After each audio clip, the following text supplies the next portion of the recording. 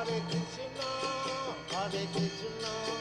Krishna Krishna, Hare Hare।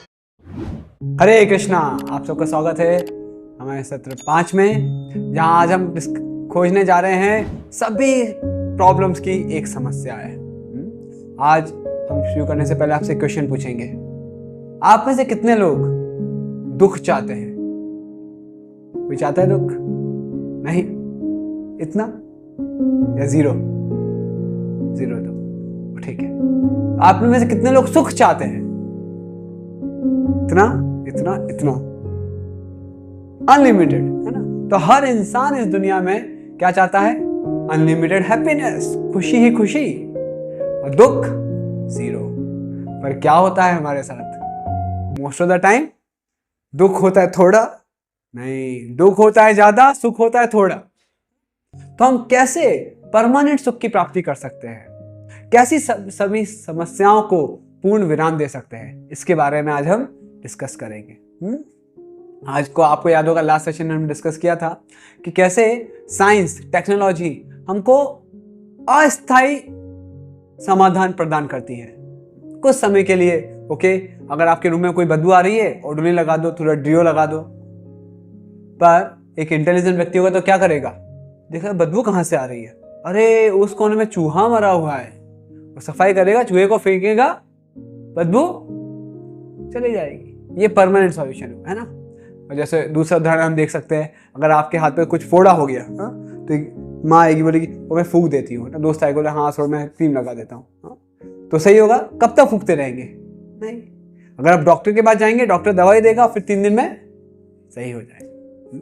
तो हमें क्या देखना है हमारे जीवन में? टेम्पररी सुख नहीं, परमानेंट सुख। और परमानेंट सुख हमें मिलता है वैदिक ज्ञान से, और आज हम उसके बारे में डिस्कस करेंगे कैसे वेदास हमको परमानेंट सुख देते हैं, स्थायी समाधान। तो 3 चीजें हम डिस्कस करेंगे। पहला, जीवन की वास्तविक समस्याएं क्या हैं। सुख प्राप्त करने के लिए पहले पता होना चाहिए चूहा कहाँ मरा हुआ है, कहाँ पे प्रॉब्लम है, और कैसे वैज्ञानिक लोग हमें अस्थायी समाधान देते हैं, और फाइनली कैसे वैदिक ज्ञान हमें परमानेंट सॉल्यूशन प्रदान करते हैं। ठीक है?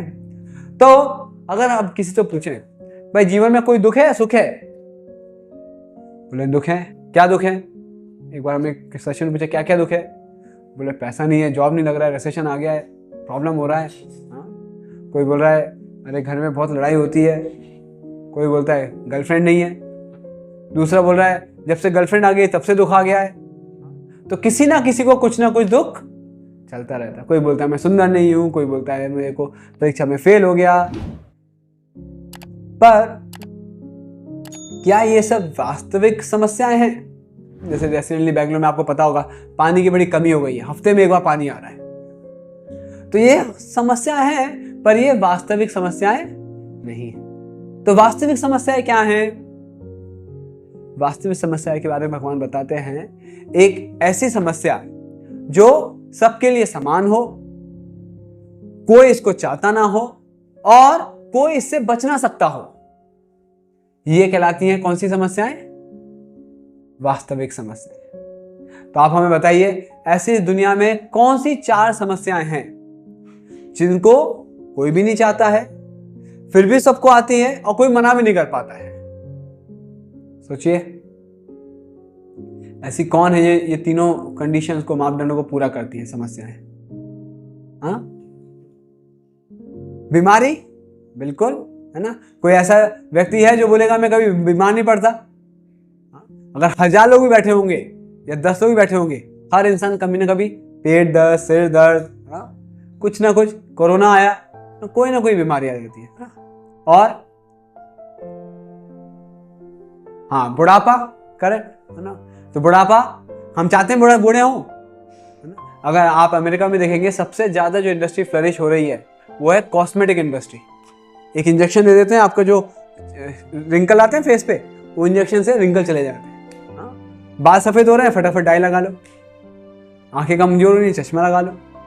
तो क्यों फ्लरिश हो रहा है? क्योंकि कोई भी बूढ़ा नहीं होना चाहता। तो बूढ़ा सब होते हैं, है ना? तो बुढ़ापा एक दिक्कत है। और मृत्यु, सही है ना? मृत्यु, कोई मरना चाहता है? किसी को भी पूछो आप मरना चाहते हो? नहीं बाबा, नहीं नहीं, कोई मरना नहीं चाहता। पर जैसे कि एक मेडिसिन है ना, उसकी मैन्युफैक्चर डेट होता है और उसका एक्सपायरी डेट भी होती है, इसी तरह हम सबकी भी एक्सपायरी डेट निश्चित है। क्या हम इसको अवॉइड कर सकते हैं? इसी तरह जब हमने जन्म लिया, हम माँ की कोख में थे 9 महीने, कितना परेशानी हुई। आपको एक वीडियो दिखाएंगे जिसमें बताएंगे कि हम 9 महीने माँ के गर्भ में कीड़े मकोड़ों के साथ जो भी खाती थी वही खाना पड़ता था, वहीं उस टट्टी पेशाब के साथ सबके साथ रहना पड़ रहा है। 9 महीने इतना मुश्किल में रहे। अभी 9 महीने क्या, 9 दिन हम आपको बोले वो जो अलमारी में थोड़ा रह लो, 9 घंटे भी रह पाएंगे आप? सफोकेशन के बारे में मर जाएंगे। हम जन्म जब हमारा हुआ 9 महीने माँ के गर्भ में थे। तो भगवत गीता के 13वें अध्याय में भगवान बोलते हैं, जन्म मृत्यु जरा व्याधि दुख दोष अनुवर्त। जो जन्म मृत्यु जरा यानी बुढ़ापा, व्याधि बीमारी, इसको जो समझ गया कि ये वास्तविक प्रॉब्लम है, उसने सही ज्ञान प्राप्त कर लिया। तो जैसे मैंने आपको बताया जन्म के बारे में, जन्म होता है जब 9 महीने के माँ के गर्भ में रह के हमें इतना मुश्किल से रहना पड़ता है। पता है जब हम निकलते हैं, जब माँ चलती है, हमारा सिर नीचे रहता है, पैर ऊपर रहते हैं, और बार बार जो चलती है तो सिर किससे नीचे टकराता है। कितना मुश्किल है, बहुत पीड़ित होती है 9 महीने। एक वीडियो है वो आपको दिखाएंगे कैसे 5वें महीने से ही हमें भूख और प्यास लगने लगती है, और पानी कुछ मिलता है नहीं, जो माँ खाती है वही मिलता है। 6वें महीने में हम घूमना शुरू कर देते हैं, मूव होते हैं। कहाँ पे? वो पिंजरे में, पेट के अंदर ही। हाँ? और हमारी हालत होती है जैसे एक धनुष बाण की तरह, ऐसे छोटे से, और हमें सब पता होता है क्या चल रहा है। 7वें महीने में हम पूरा कॉन्शियस हो जाते हैं। बस एक ही प्रार्थना करता है, भगवान बताते हैं कि भगवान हमें कैसे तो यहाँ से बाहर निकालो। यही मेरी प्रार्थना है। मैं बाहर निकलूंगा तो मैं आपकी जरूर प्रार्थना करूंगा, मैं आपकी सेवा करूंगा। पर जैसे ही बाहर निकलते हैं भूल जाते हैं, कौन भगवान, कहाँ भगवान, अरे मेरा बढ़िया दुनिया चल रहा है। पर भूल गए हम कितनी प्रार्थना की थी, हम कितने महीने माँ के पेट में तड़प रहे थे, और जो माँ खा रही थी वही हम खा रहे थे। इतना दुख में हम रहे, और 9वें महीने में तो हमारे सब इंद्रियां बाहर आ गए, और बार बार हमको काट रहे थे। उसके पेट के अंदर, जो माँ के पेट के अंदर जो पूरे कीड़े मकोड़े रहते हैं, वो सब उनके साथ थे। हम भगवान से प्रार्थना करते, भगवान प्लीज निकालो निकालो निकालो। क्योंकि हमारी हालत कैसी थी, जैसे पिंजरे के अंदर चिड़िया तड़प रही है, अंदर कुछ खाने को नहीं मिल रहा है, वैसे हम थे। पर जैसे ही बाहर आए हम उसको भूल गए। इसलिए भागवतम बहुत क्लियरली बताता है 3वें स्कंद में, ने बहुत पीड़ा सही है। अगर हम भगवान को अभी दोबारा पूजा नहीं करेंगे, भगवान की भक्ति नहीं करेंगे, दोबारा जन्म लेना पड़ेगा, नहीं लेना पड़ेगा? लेना पड़ेगा। दोबारा जन्म लेंगे और दोबारा फिर से माँ के गर्भ में सहना पड़ेगा। इसलिए हमें भगवान की भक्ति करनी है और भगवत धाम जाना है, जिससे हमें दोबारा जन्म ना लेना पड़े। इसलिए हम बोल सकते हैं बुढ़ापा, सबको याद होगा कि किसी भी हीरो हीरोइन का फोटो ले लो, है ना? आपके पिताजी के समय, परदादा के, दादाजी के समय जब यंग थी तो बड़ी सुंदर। आज का फोटो देख लो उनका, कैसी है ना? चाहे हीरोइन हो चाहे हीरो, है ना? पहले 6 एब और अभी 6 का पेट, बड़ा बड़ा पेट। हाँ, क्योंकि हम हर इंसान कितना ज्यादा 20 साल 30 साल, बस उसके बाद शरीर क्या होता है, दुर्लभ हो जाता है, कमजोर हो जाता है, दुर्बल हो जाता है। तो कोई भी बूढ़ा नहीं होना चाहता, पर कोई भी इसको अवॉइड नहीं कर सकता। इसी तरह बीमारी, है ना? लोग इतना योगा क्यों कर रहे हैं? हम यूएस में तो आधे घंटे का मैं छुट्टी मिलता था, किसके लिए? योगा करने के लिए, कि भाई आप बीमार मत पड़ो, ज्यादा से ज्यादा काम करो, रोज थोड़ा समय निकालो। बहुत अच्छा है, कोई नहीं चाहता रोगी बनना, पर फिर भी हमारी इच्छा के विपरीत हम विभिन्न बीमारियों का सामना हमें करना पड़ता है ना? तो रोग भी है, और मृत्यु का तो कहना ही क्या। इतने सारे लोग हैं। एक हमारे स्टूडेंट है डॉक्टर महेश, तो उनका कॉलेज का फ्रेंड डॉक्टर, पूरा MBBS पूरा प्रक्रिया, इतनी मुश्किल से तो डॉक्टरी में एडमिशन मिलता है, डॉक्टर बन गए। हाँ, बाइक पे जा रहा था, कहीं से एक लॉरी आई, गॉन। दूसरों की मदद करने के लिए जा रहा था, खुद का ही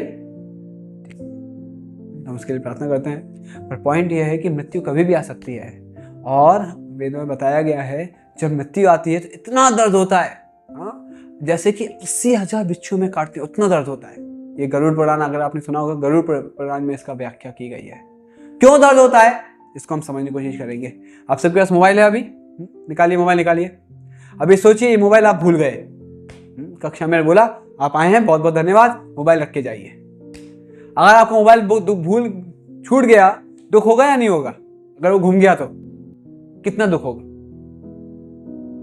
और आपको बोल दिया कि 6 महीने तक आपको नया मोबाइल नहीं मिलेगा, बिना मोबाइल के रहना है, और कितना दुख होगा? तो भाई साहब ये बताइए कि जब आपकी मृत्यु आएगी तो मोबाइल आपके साथ लेके जाएंगे तो कितना दुख होगा आपको? मोबाइल यहाँ छूट जाएगा, क्या आप कुछ पैसे ले जा पाएंगे? घर वालों को ले जा पाएंगे? बंगला ले जा पाएंगे? गाड़ी ले जा पाएंगे? सब यही छूट जाएगा। और ये सब जब यहाँ छूटेगा तो कितना दुख होगा हमको। शरीर वहीं रहेगा, आत्मा तो चली जाएगी, है ना? ऐसे जब सब कुछ छूटता है तो बहुत दुख होता है। इसलिए मृत्यु भी एक है।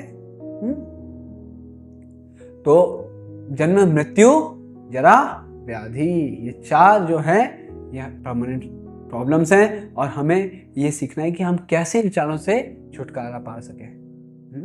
तो एक बार मैं कॉलेज में क्लास दे रहा था, एक स्टूडेंट आया, बोला सर इतना नेगेटिव मत बोलो, देखो जन्म तो मेरा हो गया है, मृत्यु बहुत दूर है, बूढ़ा अभी 20 साल का हूं, कहाँ बुढ़ापा, 40-50 साल बाद आएगा बुढ़ापा, बीमारी मुझको कोई है नहीं, तो आप आपकी बातें आपके पास ही रखो, मुझे कोई प्रॉब्लम नहीं है, मैं बढ़िया जी रहा हूँ, खा रहा हूँ, पी रहा हूँ, ऐश कर रहा हूँ, खाओ पियो और ऐश करो, क्यों इन सब बातों में बात करनी? तो बोला अच्छा, आपको 4 समस्याएं तो नहीं है, पर इसके अलावा भी 3 दुख हैं। कौन कौन से? पहला बोलते हैं आध्यात्मिक कलेश अपने मन और तन के द्वारा। फिर दूसरा बोलते हैं आदि भौतिक शरीर किसी अन्य जीवों के द्वारा। और तीसरा होता है आदि दैविक कलेश प्रकृति के आपदाओं के द्वारा। तो चलिए एक छोटा सा एक्सरसाइज करेंगे। आप बताइए कौन कौन सी किस तरह से हमको अपने मन और तन से कुछ परेशानी आ सकती है, बताइए। बीमार पड़ सकते हैं, और ऑफिस का टेंशन, चोट लग सकती है, और पढ़ाई का एग्जाम का टेंशन, स्ट्रेस, और कभी नेगेटिव विचार्स, नेगेटिव थॉट आते हैं, रात को बुरे सपने आते हैं, सर दर्द, तनाव, ठीक है।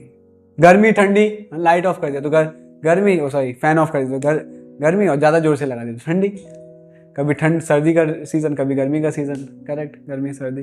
तो ऐसा देख सकते हैं हम, हमारे मन और शरीर के कारण कुछ तनाव आते हैं। तो अभी बताइए अन्य जीवों के कारण कौन से आते हैं?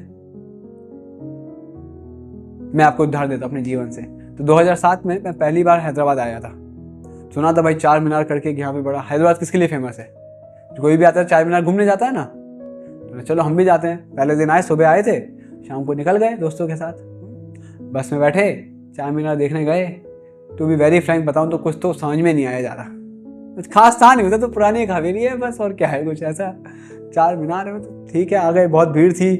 हाँ, अभी वापस बस पकड़ रहे थे तो देख रहे खड़े हैं बस पे, बस आ रही है पर सारी भरी भरी। एक बस निकल गई, दो बस निकल गई। तो फिर एक आदमी बोला, साहब पहली बार आए क्या? हाँ पहली बार आए। ऑटो में आ जाओ। तो कितना लेंगे? बोले 300। नहीं यार 300 तो बहुत ज़्यादा है, 30 रुपये का बस का टिकट है, 30 रुपये में आ गया था मैं। तो बोले देखो ये बस भरी हुई नहीं है, आप जब बैठ जाओ, बाहर लोग लटके हुए हैं, बस ऐसे दिखाने के लिए बाहर खड़े रहते, उनको मजा आता है बाहर खड़े होने में, दरवाजे पे खड़े होने में। तो बोला अच्छा ऐसा है क्या? तो देखा तो सही में, जब तीसरी चौथी बस आई तो देखा हाँ अंदर खाली थी और बाहर दरवाजे पे लोग, देखा है आपने हैदराबाद में दरवाजे पे खड़े रहते हैं, अंदर खाली रहता है। तो जैसे करके चढ़ गए, अंदर बैठ गया, सीट मिल गई, बढ़िया 30 रुपये में जा रहे हैं।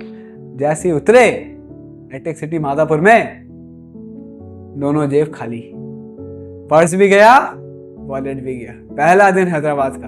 हाँ, तो एक व्याधा किसके कारण हुई? अन्य जीवों के द्वारा, है ना। वही तो दोनों चीज, जो बाहर गेट पे खड़े हुए थे दरवाजे पे, दोनों चीज निकाल लिए जेब में से, पता ही नहीं चली हमें। तो हम देख सकते हैं चोरों के द्वारा व्याधि, कभी मच्छरों के द्वारा, है ना, कीट और बैक्टीरियल वायरल, जानवरों के द्वारा। जो लोग वर्क करते हैं उनको कभी कभी लगता है, सब लोग नहीं, कुछ लोग बोलते हैं बॉस के द्वारा। तो अन्य जीवों के कारण। और तीसरा है प्रकृति आपदाओं के कारण। जैसे बहुत फेमस है कोरोना आया, उसके पहले चिकनगुनिया था, उसके पहले कभी कुछ ना कुछ बीमारी आ जाती है ना, कभी कभी सुनामी आ जाता है, कभी भूकंप आ जाता है, कभी बाढ़ आ जाती है, और तूफान, आंधी तूफान, है ना, कभी सूखा पड़ जाता है, कभी ज्यादा पानी होता है, कभी पानी नहीं गिरता। तो ये सब त्रिविध ताप कहलाते हैं ना, 3 कलेश। कौन कौन से? आध्यात्मिक, अपने शरीर के तन और मन के कारण, आदि भौतिक, अन्य जीवों के कारण, और आदि दैविक, प्रकृति आपदाओं के कारण। तो इन तीनों दुखों को हम नेग्लेक्ट नहीं कर सकते जब तक हम भक्ति में नहीं होंगे। तो इनफैक्ट इंडिया टुडे में बताया, एक आर्टिकल आया था, उसमें बताया गया पिछले 25 सालों में आत्महत्याएं 3 गुना हो गई हैं। क्यों? क्योंकि आध्यात्मिक कलेश, इतना टेंशन, अरे मुझे आईटी में जाना है, बड़ी कंपनी में जाना है, अच्छे कॉलेज में एडमिशन लेना है, इतना टेंशन टेंशन टेंशन टेंशन के अलावा उनको समझ में नहीं आता है, और वो आत्महत्या कर लेते हैं। क्योंकि लगता है नहीं, हर चीज मेरे ऐसे मिल जानी चाहिए, बस मुझे ये चाहिए, ये मिल गया, वो चाहिए, वो मिल गया, नहीं मिला तो तनाव इतना कि लोग आत्महत्या भी कर लेते हैं। तो ये प्रॉब्लम तो साइंस को भी समझ में आ रही है, लोगों को समझ में आ रही है, पर वो समाधान क्या दे रहे हैं? जैसे बीमारी हो रही है, तो क्या बीमारी का समाधान दे रहे हैं? बड़े बड़े हॉस्पिटल खोल रहे हैं, है ना, पर इतने हॉस्पिटल खोल रहे हैं, इतने सारे मशीन्स आ रही हैं, इतना सब हो रहा है, पर फिर भी क्या बीमारियां कम हो रही हैं? हम बहुत सारे डॉक्टर्स को प्रचार करते हैं, डॉक्टर्स बताते हैं कि उस दुनिया में हमेशा 6 ऐसी बीमारियां रहती हैं जिसका कोई मेडिसिन नहीं होता है। जैसे हम छोटे थे तो हमने सुना था पोलियो के बारे में, तो जानते भी नहीं होंगे। फिर टीबी आया, टीबी की दवाई आ गई, फिर एड्स आया, एड्स की दवाई, फिर कैंसर आया, कैंसर की दवाई आ गई, फिर एक कोई सा वायरस आया था, सिंड्रोम करके कोई वायरस आया था, वो उसकी दवाई आ गई। फिर कोरोना आया तो कोरोना का इंजेक्शन दे दिया। आपको पता होगा कोरोना की कोई दवाई नहीं है, वो आपको अपने आप आया, अपने आप चला गया। जो इंजेक्शन हमको दिए हैं वो सिर्फ इम्यूनिटी बढ़ाने के लिए दिए, हमारी बॉडी के अंदर कोविड डाल दिया, जिससे कि हमारी बॉडी उसको इम्यूनिटी ले ले। तो पॉइंट क्या बता रहे हैं कि कितनी भी टेक्नोलॉजी कर लो, कितना भी हम साइंस में आगे बढ़ जाएं, पर बीमारियों को हम इस दुनिया से नहीं मिटा सकते, क्योंकि दुनिया का नेचर ही, भगवान ऐसा बोलते हैं, दुखालया अशाश्वत। तो एक बहुत फेमस बॉक्सिंग चैंपियन थे, उसका नाम था मोहम्मद अली। वो बोलता था आई एम द ग्रेटेस्ट, और हिंदी में बोलता था ऐसा कोई माइकल लाल पैदा नहीं हुआ है जो मुझे हरा सकता है। नंबर 1 चल रहा था एकदम। पर जैसा हमने डिस्कस किया, जन्म मृत्यु जरा धी। जब वो बूढ़ा हुआ, बूढ़े होने से पहले ही उसको एक बीमारी लग गई, उसका नाम था पार्किंसन डिसीज। इसके कारण वो इवन जो चाय और कॉफी पीने के लिए जो कप होता था वो भी नहीं उठा पा रहा था। उसको एक बार ओलंपिक में बुलाया गया कि आप इतने बड़े चैंपियन थे, चलिए आप ओलंपिक टॉर्च उठाइए। नहीं उठा पाया। और क्या बोला था पहले? आई एम द ग्रेटेस्ट, मैं सबसे महान हूं। तो उसको पूछा गया कि साहब आप तो बोले थे आप बहुत महान हैं, अभी आप क्या बोलते हैं? अभी आप तो चाय का कप भी नहीं उठा पा रहे, ओलंपिक टॉर्च भी नहीं उठा पा रहे हैं। जानते क्या उत्तर दिया उसने? बोला आई एम द ग्रेटेस्ट। बोले अरे अभी भी? बोला आई एम द ग्रेटेस्ट फूल। मैं 1 नंबर का मूर्ख था, मैं सोच रहा था मैं ही सब कुछ हूं, मैं भगवान को भूल गया था। फिर उन्होंने भगवान की मदद ली, वो समझे कि मैं भगवान की मर्जी के बिना एक पत्ता भी नहीं हिल सकता। भगवान जो शक्ति मुझे थी, मैं सबसे बड़ा बॉक्सिंग चैंपियन था, किसकी कृपा से था? कि मैं भगवान को भूल गया था, भगवान ने ये वापस। एक दूसरा उदाहरण आपने सुना होगा, एक बहुत बड़ा जहाज बनाया था अमेरिका के लोगों ने, टाइटैनिक, है ना, और उसके ऊपर बड़ा बड़ा लिख दिया एक ऐसा जहाज जिसको भगवान भी नहीं डुबा सकते। और दुनिया के सबसे अमीर लोग उसमें बैठे। पहला जहाज जो था निकला, लोगों ने लाखों लाखों रुपए देके, हर एक इंसान के लिए 2 नौकर थे। इतना बड़ा जहाज था, सोचो इतने अमीर लोग उसमें ट्रैवल कर रहे थे। अगर एक इंसान ट्रैवल कर रहा है तो 2 नौकर थे उनके लिए। भाई बताइए क्या चाहिए। सारे अमीर लोग एक साथ वो जहाज में जा रहे थे, सबसे बड़ा जहाज, इतना बड़ी तरीके से। आपने मूवी सुना होगा उसके बारे में, है ना। क्या हुआ उसके साथ? छोटा बर्फ का नुकीला घुसा अंदर और पहले ट्रिप में चला गया। तो क्या समझ रहे हैं हम ना? अगर हम सोचें कि हम वैज्ञानिक तरीके से आगे बढ़ रहे हैं, पर नहीं, भगवान है सबसे ऊपर, है ना। ऐसा जो बोल रहे थे, ऐसा जहाज जिसको भगवान नहीं डुबा सकते, भगवान ने डुबो के दिखा दिया। तो लोग बोलते हैं कि हम मेडिसिन लाएंगे, हमारे पास ये लाएंगे, हम वो करेंगे, ये करेंगे, पर नहीं, हम दुखों से निवारण नहीं पा सकते, है ना। बड़े बड़े लोग पढ़ाई करके क्या कर रहे हैं? डॉक्टरी कर रहे हैं, और कैसे बम बना रहे हैं? एक देश बना रहा है एक बड़ा बम जिससे दूसरे देश के ऊपर डाले, दूसरे देश वाले और पढ़ाई तरक्की कर रहे हैं और एक बम बना रहे हैं जिससे पहले देश के ऊपर डाल सके। यही सब कर रहे हैं। एक बहुत बड़े राजा हुए मार्टिन लूथर किंग, तो क्या बोले कि मनुष्य आज हवा में उड़ रहा है, पानी के अंदर जा रहा है पनडुब्बी के द्वारा, पर जमीन पे नहीं चल पा रहा है। क्यों? इतना पॉल्यूशन है जमीन के ऊपर कि वो अच्छे से सांस भी नहीं ले पाता है। अगर आज मुंबई में आप खड़े रहेंगे एक बस का वेट करने के लिए, 5 मिनट खड़े रहेंगे ना, तो बोलते हैं सिगरेट के बराबर आपके अंदर धुआं चला जाता है। दिल्ली में पॉल्यूशन इतना हो गया है कि हर दिन, है ना, एक दिन ऑड नंबर की गाड़ियां चलती है, दूसरे दिन इवन नंबर की गाड़ियां। आप गाड़ी नहीं चला सकते रोज, इतना पॉल्यूशन हो गया है। सब क्यों हो रहा है? जस्ट बिकॉज हम बढ़ रहे हैं आगे तो भगवान को भूल गए, है ना। तो एक आप हमको फोटो दिखा रहे हैं, देखिए 60 लाख टायरों का पहाड़। हाँ, ऐसा लग रहा है ये टायर्स हैं क्या है। और अब तो इतनी बुरी हालत हो गई है कि हम हर चीज में प्लास्टिक आ गया है। मैं जब छोटा था, 2002 या 3 की बात होगी, प्लास्टिक का कोई चीज नहीं होती थी। जैसे प्लास्टिक आया, हर चीज प्लास्टिक में कन्वर्ट हो गई, सब लोग बड़े खुश हो गए, प्लास्टिक प्लास्टिक प्लास्टिक। 10 साल के अंदर समझ में आ गया, भाई बहुत खतरनाक है। बना दे रहे हो प्लास्टिक, पर इसका कुछ निवारण नहीं है ना। आज पता लग रहा है कि पानी के अंदर प्लास्टिक है, हम सांस ले रहे हैं इसमें प्लास्टिक है, जो खाते हैं उसमें प्लास्टिक है, हर चीज में प्लास्टिक आ रहा है, खाने में, पीने में, हर चीज के अंदर। क्यों आ रहा है? क्योंकि इसका कुछ निवारण नहीं है। हमने सोचा एक सॉल्यूशन मिल गया, सस्ते में आती है प्लास्टिक एकदम, पर अभी देखो इतना बुरा हालत हो गया है। 1 महीने में हम एवरेज इंसान 21 ग्राम प्लास्टिक खा लेता है। इतना प्लास्टिक हर महीने खा रहे हैं हम। ये वैज्ञानिक लोग हमको दे रहे हैं। तो वैज्ञानिक लोग बम बना सकते हैं तोड़ने के लिए, पर क्या हमें जन्म दे सकते हैं? क्या हमें दोबारा मृत्यु का जन्म दे सकते हैं? क्या बीमारी को हटा सकते हैं? ये सब सिर्फ अस्थायी समाधान दे सकते हैं। जैसे मैंने आपको बताया था, बुढ़ापा आया, हेयर डाई लगा लो, है ना, और रिंकल आया, फेसलिफ्टर लगा लो। दर्द हो रहा है, क्या खाते हैं? ब्रूफेन बोलते हैं, ब्रूफेन 250। ज्यादा दर्द हो रहा है, ब्रूफेन 500। और भी दर्द हो रहा है, ब्रूफेन 1000, है ना। पर आप आयुर्वेदिक डॉक्टर के पास जाओगे, दर्द होगा तो पूछेगा पेट दर्द हो रहा है, क्या खाया कल रात को? कमर दर्द हो रहा है, अच्छे से एक्सरसाइज करो, कैसे बैठे थे, है ना। तो आपको रूट कॉज पे जाएगा और समाधान देगा। आध्यात्मिक लोग कुछ भी खाओ, कुछ भी कहो, कोई बात नहीं, दवाई ले लो, हो गया।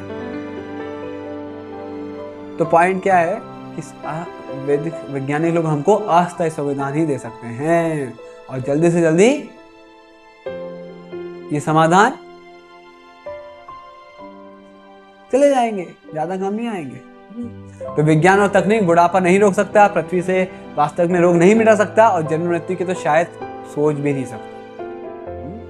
तो अब हम डिस्कस करेंगे सबसे इंपॉर्टेंट कि अगर वैज्ञानिक और प्रौद्योगिकी द्वारा जो हमें सुख सुविधाएं दी गई हैं वो हमें संतुष्ट नहीं कर सकती, तो संतुष्टि कहाँ है? असली का सुख कहाँ है? इस सुख को जानना चाहते हैं? उसके पहले एक और उदाहरण देंगे।